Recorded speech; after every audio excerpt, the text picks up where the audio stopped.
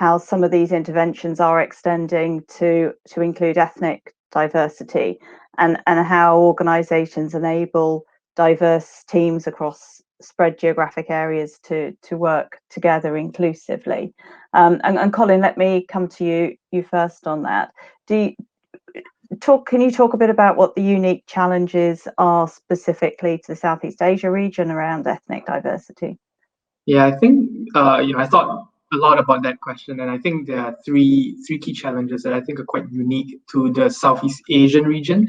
Not too familiar with the Australian market specifically, but I think the first is that outsiders rarely understand or appreciate, maybe they know it, but how actually diverse Southeast Asia is. Just some facts here, right? It has more than 100 ethnic groups, depending on how you define it. Just to stop and think about that versus the kind of D&I conversations that we've been having in America, where it's a lot about institutional racism. In some ways, minorities are classified into 5-6 groups. We have 655 million people here too in Southeast Asia, and depending on how you count languages and dialects, 1,000 of them, about 1,000 languages and dialects. So you're operating in a market that's twice the size of America, with maybe 100 or so ethnic groups, 1,000 languages, 655 million people, cross-boundary. The complexity is far higher in Southeast Asia, and I think underappreciated. The other thing about that complexity, and just a really concrete example, is what is a minority racial group in one country can be a majority racial group in another country. I mean, let's be concrete here, right? I mean, if you look at Malaysia, I would be in a minority racial group, but then it also intersects with socioeconomic class, right? And yeah, these historical conversations on Chinese minority in Malaysia, Indonesia, whereas in Singapore, the Chinese ethnicity is in the majority. The other thing that we found extremely difficult to get a good handle on data is if you look at Philippines.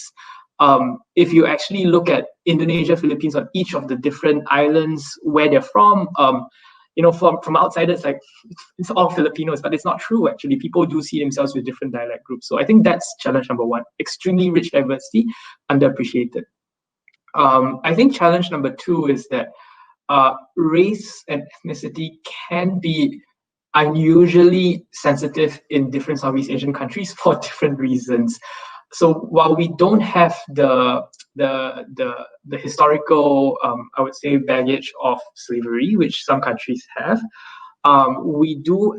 Race is in quite a few countries is mixed in with religion, and there's been histories of race riots in the not more than 60 years ago, right? And so the conversation of race in a lot of countries is, I would say, in some cases, in a very nascent stage and in infancy.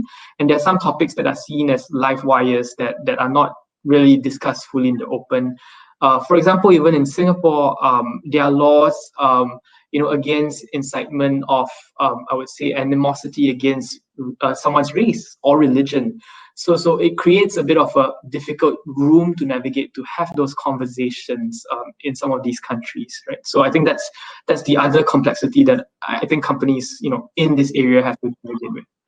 I think the last thing I'll mention that's quite challenging for ethnicity and race in this region is that a lot of the interventions that we surveyed and found would help are quite hard to implement. They require a certain critical mass, which creates a chicken or egg problem.